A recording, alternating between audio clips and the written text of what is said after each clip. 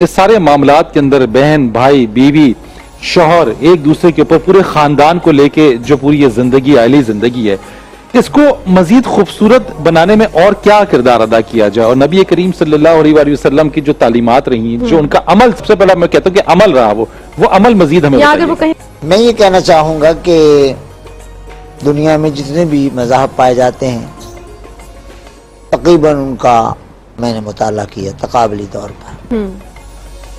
یہودیت کو پڑھا ہے، عیسائیت کو پڑھا ہے، ان کو بدھسٹ کو پڑھا ہے، ہندو مذہب کو پڑھا ہے، سکھوں کو پڑھا ہے، اور مشہور مذاہب کو میں نے پڑھا ہے۔ سب کے ہاں ان کو آپ دیکھیں گے لین دین کے معاملات میں وہاں بھی یہ قدرے صحیح نظر آئیں گے، لیکن جب ان تمام لوگوں کو آپ ان کی خانگی زندگی میں دیکھتے ہیں وہاں ان کا شرازہ بکھرا ہوا ہوتا ہے، صحیح، یعنی ان کی چھنیاں الگ الگ ہیں، یعنی ان کے جو ہے نا برتن، ان کی پلیٹیں الگ الگ ہیں۔ اور اسلام نے کہا کہ نہیں، ایسے نہیں، جب ایک چھت کے نیچے بیٹھے ہوگے تو تمہیں اس طرح بیٹھنا ہے کہ تمہارے کھانے پینے میں بھی آپس میں ایک دوسرے کے ساتھ محبت اور پیار نظر آئے۔ واہ۔ اور صحیح حدیث میں آیا کہ حضرت سیدہ رمیسہ بنت ملحان یہ بیوہ ہو گئیں، ان کے شوہر شہید ہو گئے، تو حضور پر نور صلی اللہ علیہ وسلم کے ایک صحابی ہیں، انہوں نے ان کو نکاح کا پیغام بھیجا۔ تو نکاح کا پیغام کی اطلاع پانے کے بعد نبی کریم علیہ السلام کی بارگاہ میں آئیں کہ فلاں صحابی نے مجھے نکاح کا پیغام بھیجا۔ آپ نے فرمایا کیا رمیسہ آپ نکاح کرنا چاہتی ہیں؟ عرض کیا، کہا جی نکاح تو کرنا چاہتی ہوں۔ پھر کر لو۔ عرض کیا یا رسول اللہ نکاح تو کر صلی اللہ تعالی علیہ وسلم، لیکن انس سائل ہے، یہ 8-9 سال کا ہے، تو نہ تو ایسا ہے کہ اسے ساتھ لے جاؤں اور نہ ایسا ہے کہ گھر چھوڑ جاؤں جس کے بگڑ جانے کا اندیشہ ہے۔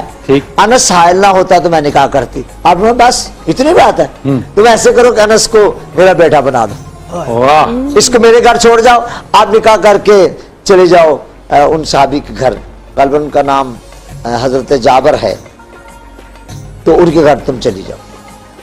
آپ نے نکاح کیا اور آپ چلی گئیں۔ انس بن مالک رضی اللہ عنہ کا اپنا بیان ہے کہ میں 10 سال رسول اللہ کے گھر میں رہا، اور جب میری اماں رخصت ہوئی تھی تو مجھے بعد میں فرمایا کہ انس تمہیں کیسا لگتا ہے کہ آج سے میں تمہارا باپ ہوں اور عائشہ تمہاری ماں ہے؟ مجھے ایسا لگا کہ آج سے میں تمہارا باپ ہوں اور عائشہ تمہاری ماں ہے۔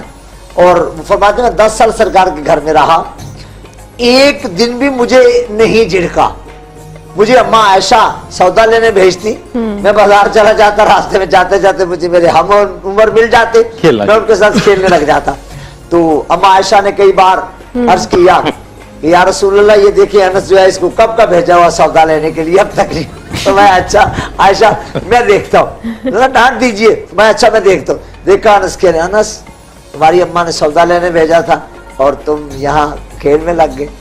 جی یا رسول اللہ میں آتا ہوں۔ سودا لے کے آئے تو نبی پاک علیہ الصلوۃ والسلام فرمایا عائشہ ان کو نرم الفاظ کے ساتھ تبلیغ کرو تاکہ بگڑ نہ جائے، تو آئندہ بھی تم ایسا نہ کرنا، جس کام بھیجا جائے تمہیں جلدی کام کر کے آ جایا کرو۔